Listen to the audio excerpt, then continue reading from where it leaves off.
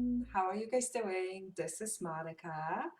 I am a healing facilitator at Always the Heart, and I welcome you to this masterclass where I will be teaching you three awesome, amazing tools that you can use in your own healing practice to help you get further on your healing journey by listening to your body and interpreting the messages that are coming through. And I intended to start this class and put it out there for you guys because these tools are so available to us and they're very easy to learn, and we are also avoiding them. We're avoiding them. And the reason why is because we have to get in the body. In order to listen and hear the body, we have to get back to the body. What that means is that what we believe our body is and who we are has to change a little bit. To have a conversation with someone, there has to be two entities, two people, two of anything, right? So there is a person that listens and there's a person that speaks. So we have to assume for this that we are not our bodies, but we also have to feel them. So that could be resistance number one that is happening whenever you want to listen to your body. Because whenever we get out of our body, we also avoid it. To keep the connection between you and your body, when you listen to it, when you pretend it's a separate entity, it's your intention. So whenever you start doing something, I really invite you to set a very clear intention of what is it that you want to achieve and what is it that you want to do. And you don't have to be super serious about it, just as long as you know what is it that you're going after. And I will be helping you today during our practice to set that intention. But before we go any further, I was sitting for a little bit thinking about going live and talking to you about these tools. And the question that I have to ask you before we go any further is this. What is your personal agenda here? Why do you want to learn these tools? Do you want to learn them because you want to fix something? Because you want to eradicate, cure, get rid of something that is bothering you about your body? Or is it maybe because you want to build a relationship with yourself? Because if it is, the intention is to fix something, to eradicate a problem, to get rid of it, the energy of fixing is at the same time telling the body there's something wrong with you. You shouldn't be the way you are. And if we have this message, if we're sending this message, let's say to a child, there's something wrong with you. Let me learn what is it so I can fix it. Does not make the child open to communicating. Body is almost like a child. It doesn't use logic. It doesn't pretend. It's very open and honest and communicates with us in a very simple way. So when you are starting to do these exercises, if this is something that you want to implement in your own healing journey, before you do anything, ask yourself, what is your intention? What is it that you want to do? And if there is an intention to fix, that's absolutely okay. Notice that. See that you want to fix yourself. But also notice how it makes you feel. Does it make you feel worse than, inferior, broken? Does it make you feel whole? Does it make you feel like you want to embrace the entire existence of yours? Does it feel healing, actually? So ask yourself that before I go any further. I'm going to give you just a few moments to answer that question.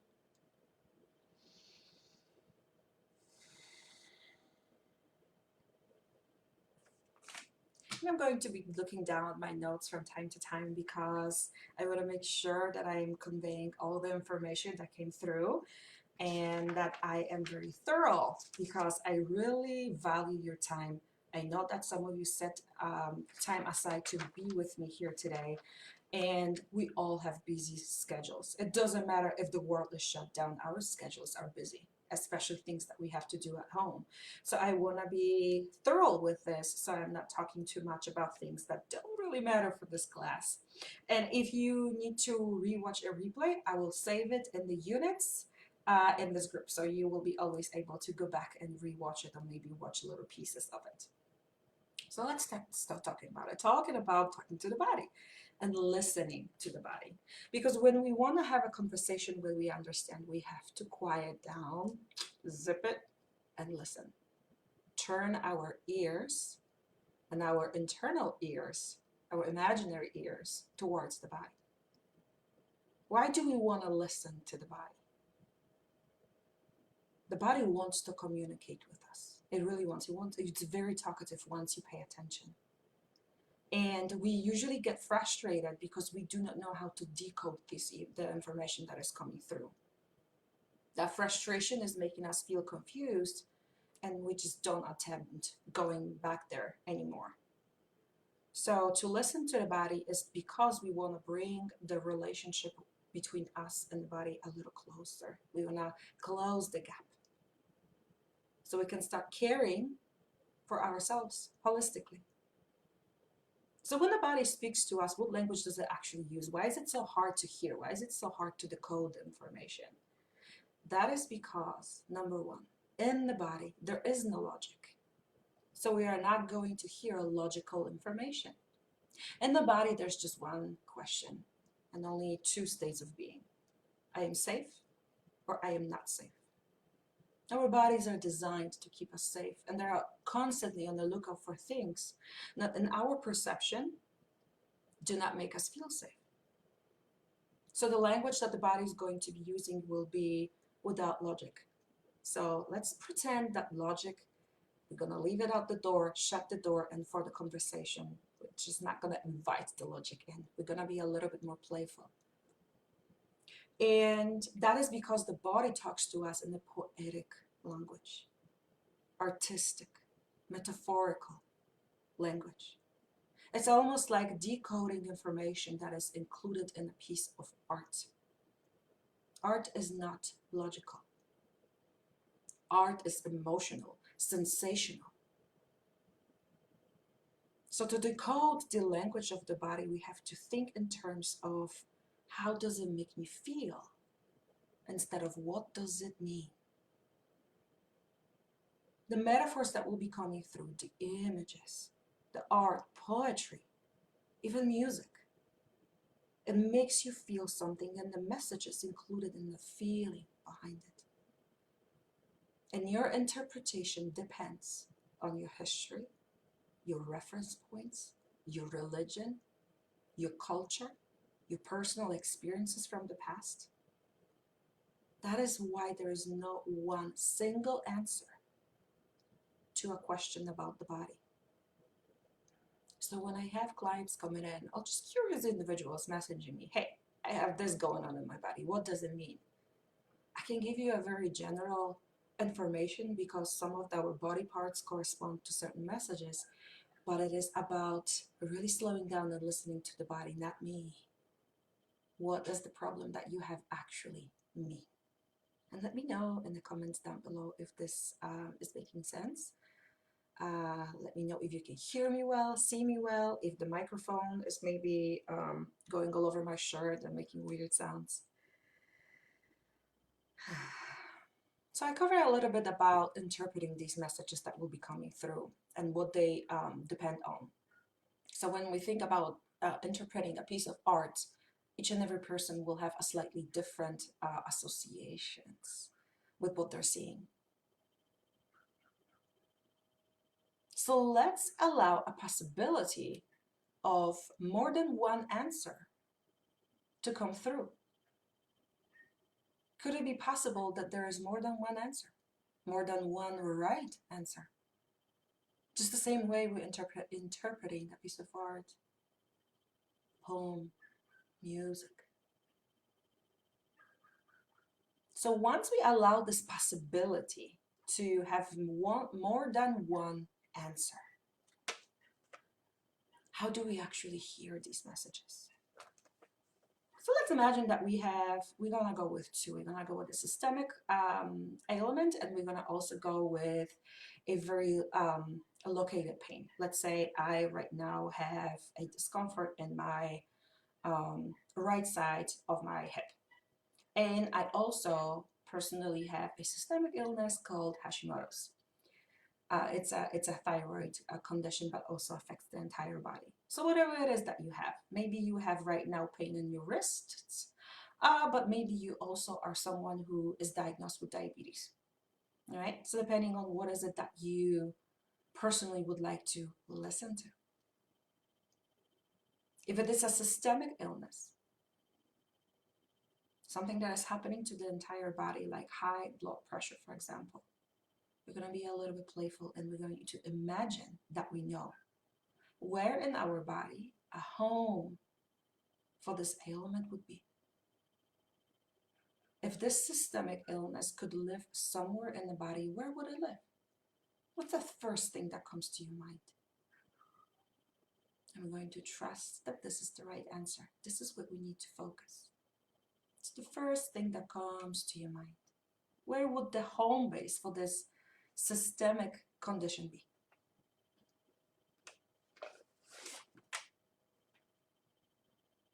And now, continuing being playful, we're going to imagine what if. What if this problem, this ailment, this symptom I have had a voice? Almost like a Barbie doll. You know, when kids are playing with dolls or maybe other toys, doesn't have to be a doll. They're giving them a voice. They're making them speak. They're taking an object, and this object is now going to talk to me. Hi, how are you? Just in the same way. And if you have difficulty being playful with your body, what I do, especially before my sessions, I go online and I search funny videos or maybe some stand-up comedians to really get me in that playful state where I laugh. Having an agenda of fixing will fix you on one answer, but being open to more possibilities will also open you up to being playful with this. So once we imagine that this problem we have has a voice, I'm going to go with my left hip. And whatever you have, maybe you have a systemic illness, maybe you found a home base for this illness. What would it spontaneously say to you? What mood would it be in? What does it maybe want and need and wants to tell you about? And also, how does it make you feel when you connect to this? If it had a voice, what would it say? Continue taking deep breaths. If you're bracing your core right now, continue taking deep breaths. So I'm going to go with my left hip.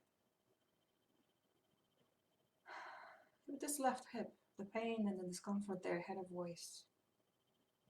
The first thing I see is someone yelling. I see the mouth moving really fast. That's the imagery that I'm getting. Especially when you close your eyes and really connect with that place with an intention of listening. Maybe you hear music, maybe you hear someone say something, see a color, maybe there is almost like a scene showing itself up to you. What do we say? In my case, it's that the mouth moving really fast. It defends itself, in my case. What's happening with you? Defend. Let's dig there a little bit deeper. Tell me a little more, almost like you're having a conversation. Whatever it is for you. Maybe it's asking you to rest. Maybe it's crying right now. Maybe it feels exposed and it wants to hide. Whatever it is, know that this is okay and this is exactly where you need to be. These are the answers you need to get. The messages that will be coming through will be in forms of images, memories, voices, sensations in the body, entire body, not just what you're paying attention.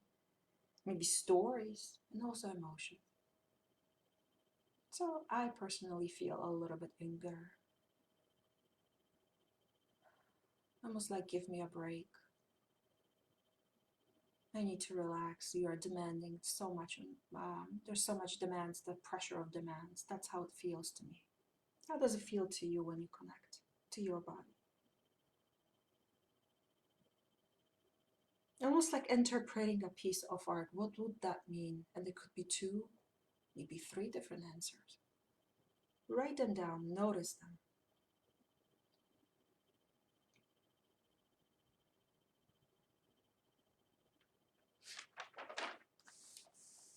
So by giving it a voice, many times what will happen is body will give you information. When you start paying attention to it, especially when you focus your intention to, I am going to listen to you. Being playful, where is it in the body? That thing that I want to listen to. That starts to talk. Give it a voice. Maybe imagine a mouth on it. What does it say? And many times you will spontaneously, somewhere in your body, hear it, know it. This is how your intuition works. There's actually very little difference between intuition and imagination. Imagine that you know. So that's number one. To me, my discomfort in the hip, they really wants me to slow down. I've been putting too much pressure on it. Maybe I personally felt too much pressure put on me. I'm not going to disclose very personal details here.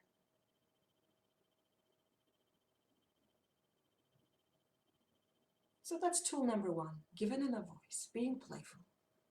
Tool number two that I would love for you to pay attention to right now is our bodies, as humans, they store information almost in the same way. Most of the clients that are coming in and I'm working with, and also I see it in myself, the body is storing certain type of vibration in certain tissues. And people have been studying this how the body stores information for decades, eons, ages, especially in ancient times, Ayurveda, Chinese medicine. You probably already know that anger lives in liver. You probably heard it. So we included that information in the language you use, the idioms, metaphors, how we use body in when we communicate and we want to communicate something. Something's on my head, for example, things like that. So when this information ends up in our language, depending on the culture, we might have different versions of this, but across the board, it usually sounds the same. So I am going to right now give you some of that basic information. So for example, if your issue was with your neck, with your hips, with your feet, and an organ in the body, listen to the information that I'm going to give you about that part of the body. And I have a list of quite a few examples right here for you. I'll be looking down. Head. What is a head? Head is almost like a headquarter, a command center. We have our brain here that sends information down the body. So we would think about almost like a computer, thinking, giving them commands, and also thinking in a head. So issues with head could represent issues with thinking, especially inflamed thinking, and control, the control center, the headquarters. We're going to move down to eyes. Another problem is with eyes. Ask yourself, what sight offends you or causes you pain? What is it that you see is unbearable? What is it that you maybe do not want to see anymore and closing your eyes to it? Nose. Does someone or something smell offensive? What does the nose do? Right? And also sticking your nose in business that isn't yours. Maybe being the sensation of curiosity killed the cat. Are you maybe getting ahead of yourself? Let's go down to our lips and tongue, this area. What's on your lips? What is it that needs to be said?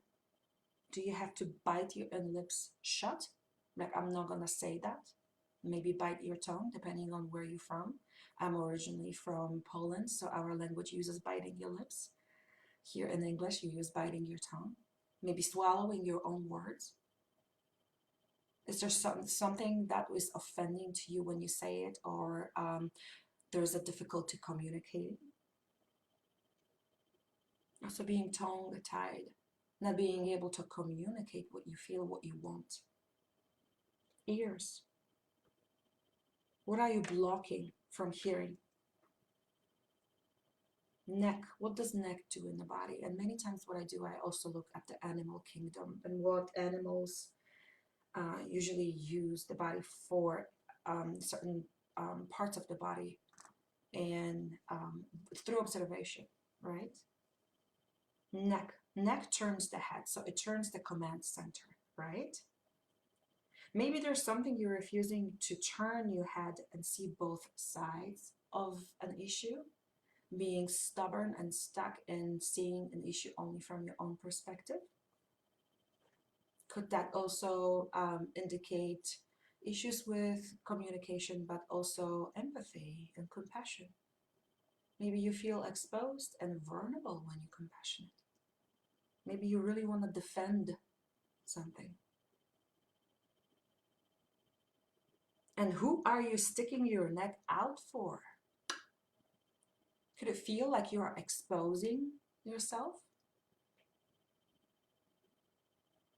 We can also breathe down someone's neck. When someone does it and stands behind you, it feels controlling. Do you feel like you are controlled? Or maybe you feel like you're losing control. The controlling of the command center, moving it. Let's move forward down. We're going to go down to our chest.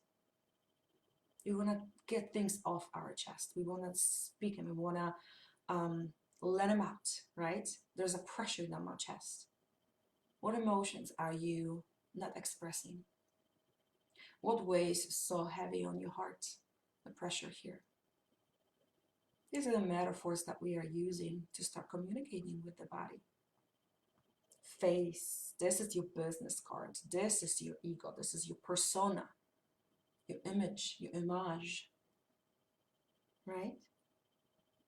And also, what is it that you have to face in your life, or maybe show like a business card to the world?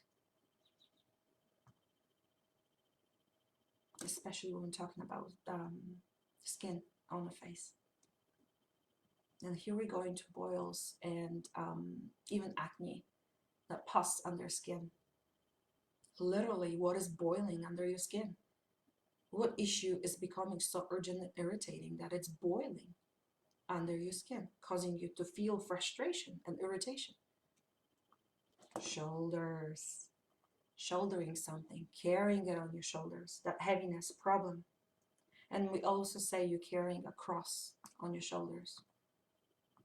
Something that has been given to us, some kind of burden. When you have issues with shoulders, rounded shoulders, pain in shoulders, frozen shoulders, what do you feel that is heavy, the shoulders down? What could be there? Our back. We say moral backbone, right? What could that mean when we say that? Or bending over backwards for someone. Breaking the spine for a cause.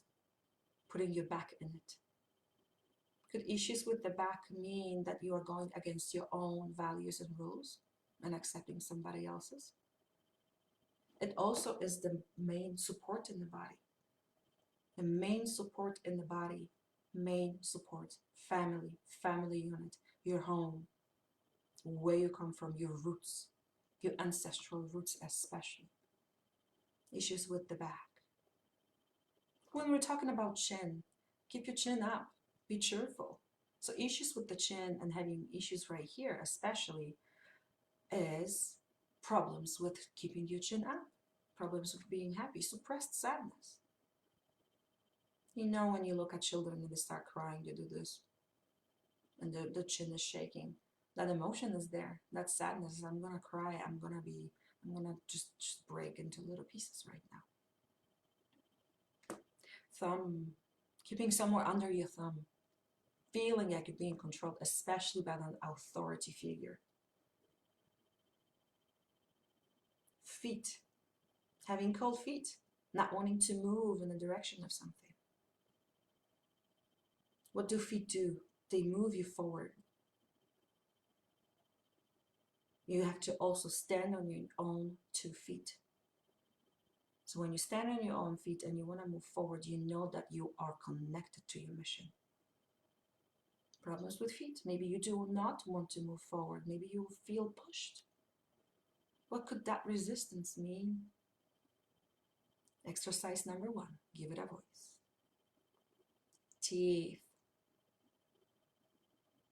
We say that to have teething problems means having issues at the beginning of the project. Okay. Issues at the beginning of the project. What's the beginning of this project? It's our childhood. It's the first sensation we had here, being here on earth. Did you actually feel supported when you were a child? Not only physically being fed, but also emotionally embraced, safe. Was there some kind of unsafety in home? Maybe a father was working all the time, never there. And your mom had to shoulder all of the problems. Cheeks, blushing, shyness, and maybe even feeling ashamed. Let's go inside. Nerves. What do nerves do in the body? They communicate. They send information all throughout the body. Communication. Okay.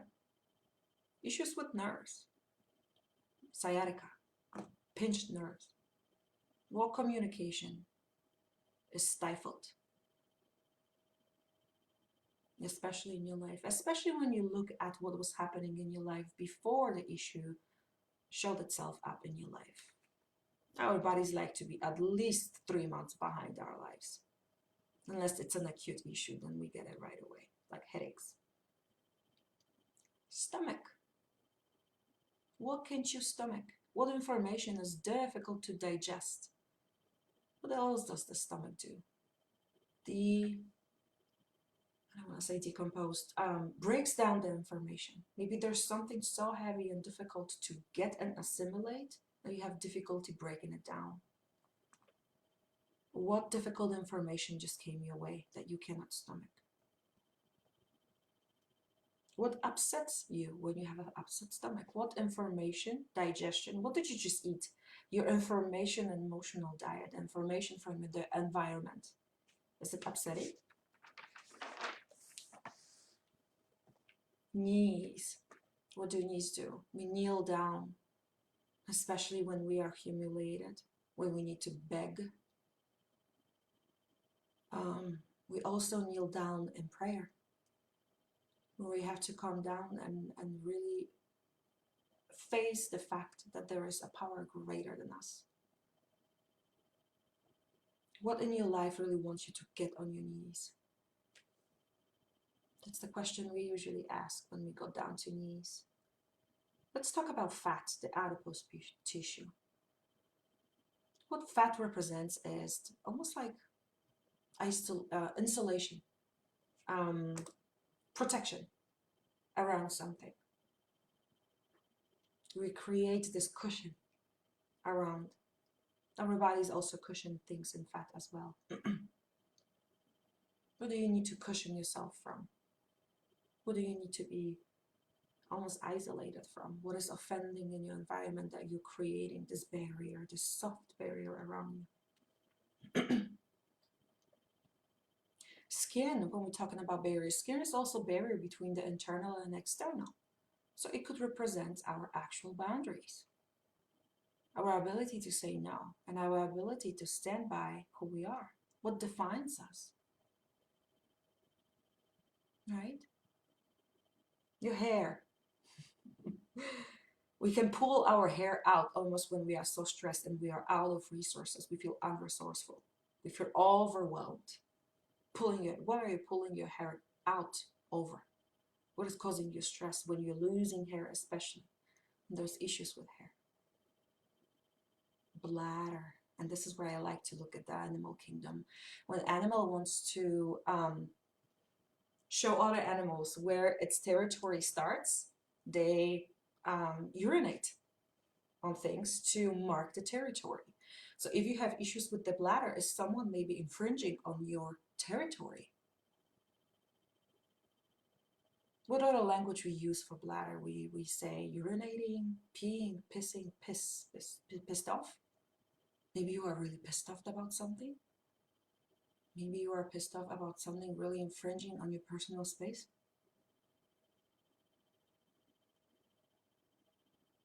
Could that pissed off feeling be a beginning of feeling this internal rage, burning sensation, UTIs? Constipation is literally holding on to old shit. Like, I know that each and every one of you understands that. Bones, issues with bones. What do bones do? It's like an internal structure. It's like a scaffolding inside of us. Support, structure in life. That's that feeling of feeling supported. Breasts, especially for women. Breasts represent your ability to nurture, to give, to feed. When there are issues with breasts, do you perhaps feel like something or someone is sucking the life out of you? Are you overgiving? And it's all about your perception. Remember, in the body, there is no logic. Body only perceives, I am safe, I am not safe. Liver. We already know that liver is anger, but also what lays on your liver. That's how we, I'm not sure if this is the same wording that we use in English language. In Polish, we say, what is laying on your liver? There's something that feels almost bitter, like the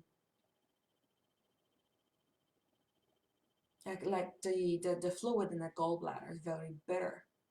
Bitter stuff is healing for the liver. What is so bitter in your life when you have issues with liver? And there is also this expression, I believe it's from the Jewish culture. What am I? A chopped liver? Meaning it's, am I not worthy to be noticed, to be seen? And there's this sensation of frustration behind it. And when frustration is not expressed, it escalates into anger.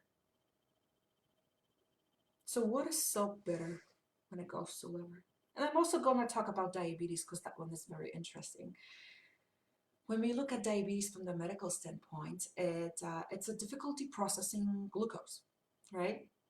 There is the insulin is insufficient, and the glucose, the body doesn't accept the glucose, doesn't accept the sugar, sweetness, doesn't accept the sweetness. Do I have difficulty accepting the sweetness in my life? Do people with diabetes, maybe they have been having this undertone in their life of light is not sweet?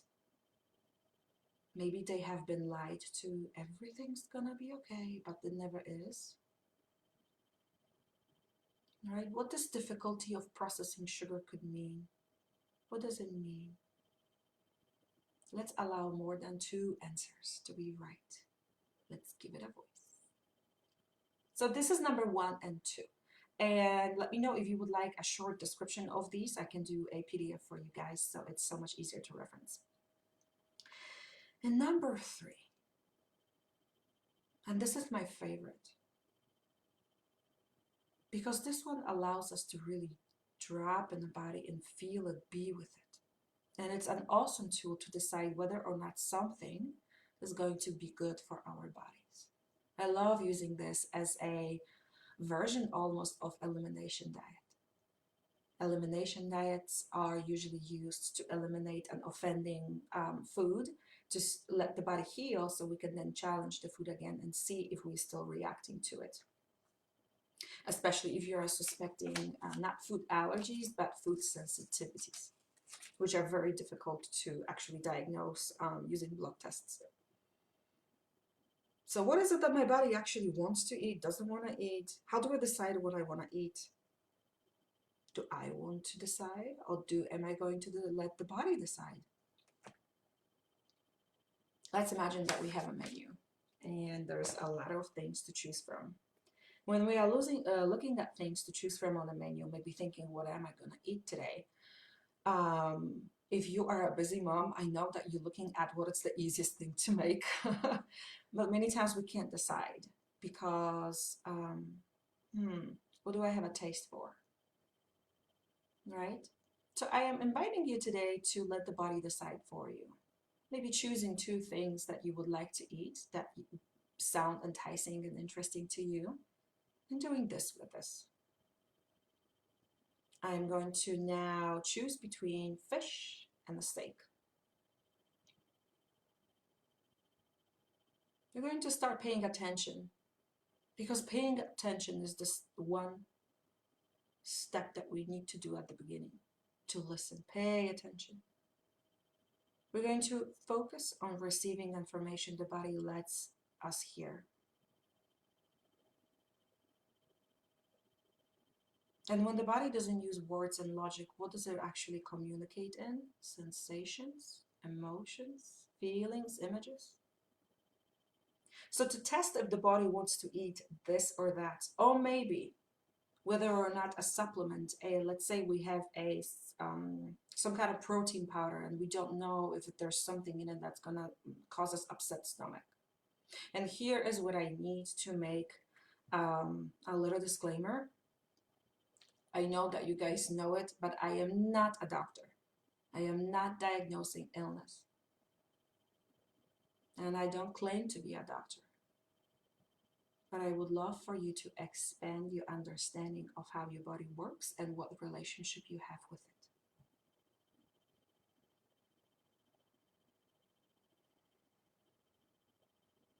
Let's slow down. And we're slowing down by taking deep breaths.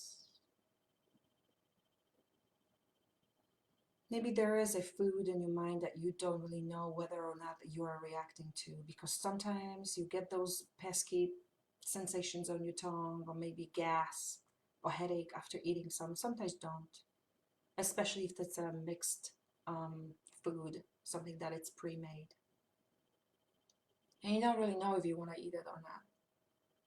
This bar of chocolate is good, and after eating this brand of chocolate, I don't feel very well, and I don't know what ingredient could be causing it. Let's slow down and talk to our body and let it tell us whether or not it wants to eat this or that.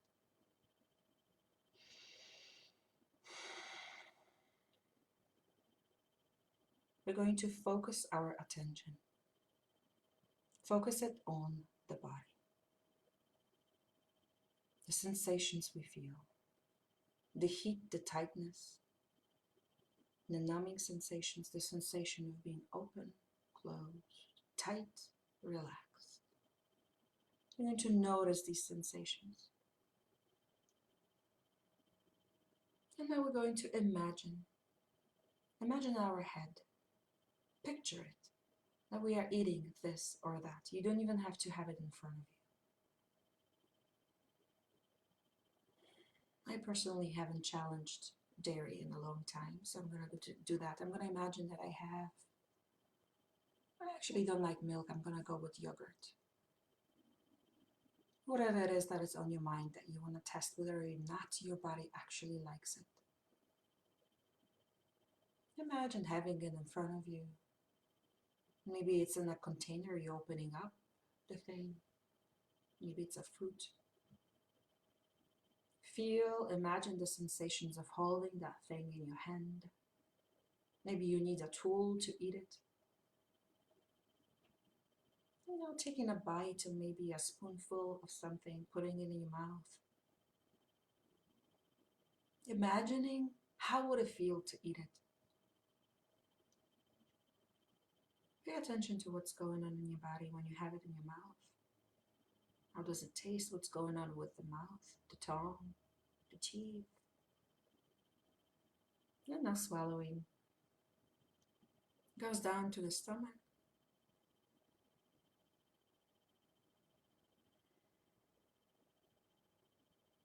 Notice what just happened.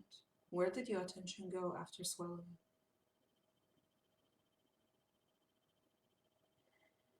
Now let's imagine that it's going to our small intestine, being absorbed by the body. What just happened in your body? Where did your attention, where did the energy go? It's traveling down the small intestine, going into large, and collecting in the colon.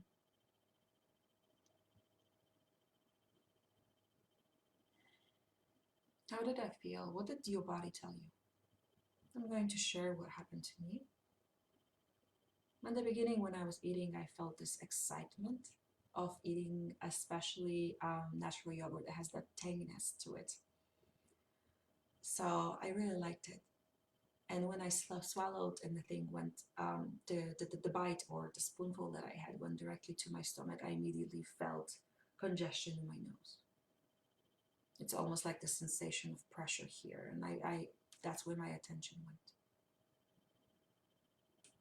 So I already know that this is a no. It's going to cause an allergic reaction. Also, dairy products, they're stimulating on our mucous membranes, and they can cause excess mucus production. And when I felt the digested yogurt go into my small intestine, I had this sensation of heaviness and even bloatedness in my body. It was very immediate, very faint, very delicate. But by focusing on the sensations in the body, you will be able to feel that. So to me, a yogurt is a no. I'm not testing milk because I don't like milk. I am wondering, what is it that you tested? And you can do the same with choosing 2 different foods.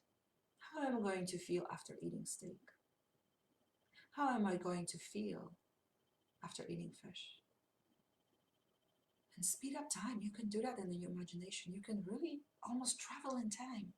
Make it the second day. How would you feel tomorrow after eating this? Let the body tell you.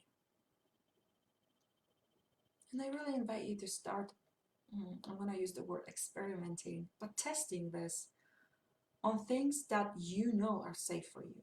I personally feel very bad after eating gluten. It makes me feel very old and heavy and slow, brain foggy. So I wouldn't test this on gluten,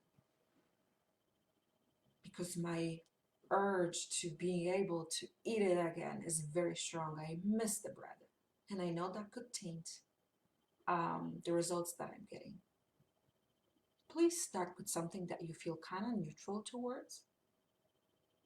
Especially, do not test things you know you are allergic to. This is also a wonderful thing to sense whether or not I should do a certain exercise or activity. How would I feel after going for a walk? How would my body feel after dancing, talking to the person? How would I feel if I turned my phone off and just relaxed? How would I feel if I sat down and worked for an hour? Remember, things that are not urgent, because that sense of urgency can be very strong and mess up the information. So the 3 tools we covered today, let's go back. The 1 tool is give it a voice. Imagine it has mouth and can talk to you. If it's a systemic problem, imagine it has a home in your body, a home base, a home to live. Locate it. Be playful. And if you feel it in two parts of the body, let's go with two parts. Use the information that is already included in our language and our culture when we speak about the body and what could it metaphorically represent. Maybe even look at the animal kingdom. When a lioness wants to move cubs, little lions, it grabs it by the neck and carries it places. To me, that represents I am out of control, and I have someone that is of a higher authority move me places. My mother is making me go somewhere, right? Issues with Nick. And I'm going to also put this in a little PDF form so you can reference that on your own time. And number 3, notice the sensations without using language, without talking. Notice how the body feels. Also, you can use this, the last tool, to practice paying attention to the body instead of running away. I know and understand that when we have a chronic illness, acute pain, we do not want to be in this vessel. I experienced that myself many times. Especially when someone is physically attacking you and you are absolutely powerless. We check out. But when we are doing it in the comfort of our own home, on our own time, choosing it, remembering that we are in control right now by choosing it, paying attention to the body, slowly starting and allowing the body to talk to us, especially sensing the sensations, emotions. We want answers right away. We want books that are going to tell us. There are so many books that can, many of them. Someone else researched that for you. It's good when you feel absolutely stuck. But you are powerful enough. You are enough right now. You are psychic enough. You are medically intuitive enough to talk to your own body. That's the power you have. You do not have to search for that information here. My intention here is to not make you feel powerless and dependent on me, any other teacher out there, any other person that does this work. My intention is to put the power back in your hands. And it starts with paying attention and embracing the entire body and all the sensations in it and all the symptoms. The ugly ones, the painful ones, the smelly ones, the ones we want to reject. They're here to tell us a message. And the longer we do not listen, the longer the problem is going to persist.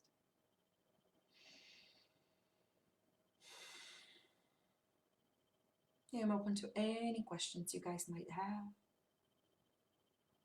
Anybody's sensation, any symptom you would like answers on, so we can do it together.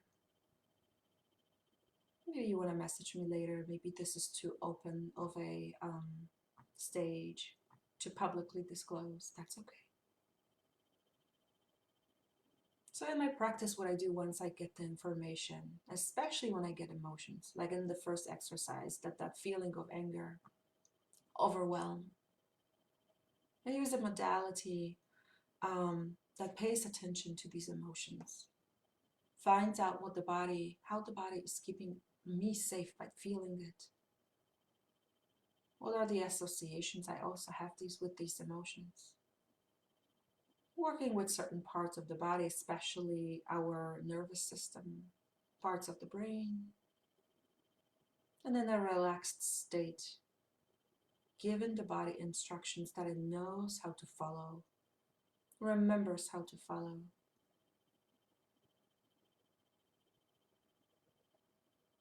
To resolve the issue, then release and dissolve the stuckness, the stuck emotions there. Understanding why they're there is a very important piece. But again, it's not logical, because there is no logic in the body. and it helps us move forward rapidly. What keeps us stuck is the resistance to feeling bad, because it was never approved in the past. There was no container for it. Show me a mother that is allowing a child to be angry and have a temper tantrum. We do not know how to hold space for these emotions. How do we hold space for hatred? How do we hold space for grieving without needing to change it? Without going there with an agenda to change it? With an intention to embrace, just like that little kid. That is healing. What is healing is the distance between you and your body, between what you imagine should be and what the reality is. Comes closer. The healing is in loving. What I mean by loving is accepting that all that is happening, feeling, sensations we have, the illness I have, is valid. Moving from this mindset of I'm going to fix you because you're broken to I'm going to love you because there is a reason you are the way you are. And there's nothing wrong with that. It takes time. It takes time to relearn it because we were never given that in our childhood. And it also takes time because we many times need another person. Healing happens with others. We do not have emotional wounding and isolation. It happens in relationships, and it can only heal in relationships, which can also be very painful. There's fear of becoming vulnerable, seen, really embraced.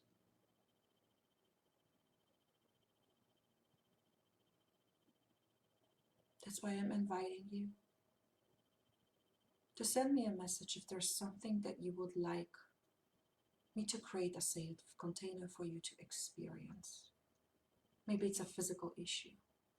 Maybe it's an issue in your relationships at work, your relationship to safety, to your own physical appearance. Issues with feeling worthy. Issues with feeling powerful as a woman without being challenging to your environment. Let's spend some time with them in the safe and loving container so we can hear the messages and bring them closer. Taking care of that part that we have been pushing away for so long. This is how healing happens. I am so grateful to each and every one of you that joined me, paid attention, and is going to watch this video later. I really see your courage in wanting to heal yourself, and wanting to improve your life, and wanting to let go of that pain. Where you are is exactly where you need to be. This happens in steps. Allow yourself to the grace, the time and space to develop that relationship between all the parts of you. And if you feel called to working with me, my schedule is open for this month for discovery calls where we can see whether or not working together will be beneficial for you at this moment. If not, I will give you the best advice I can, making sure that you know what to do from this point on.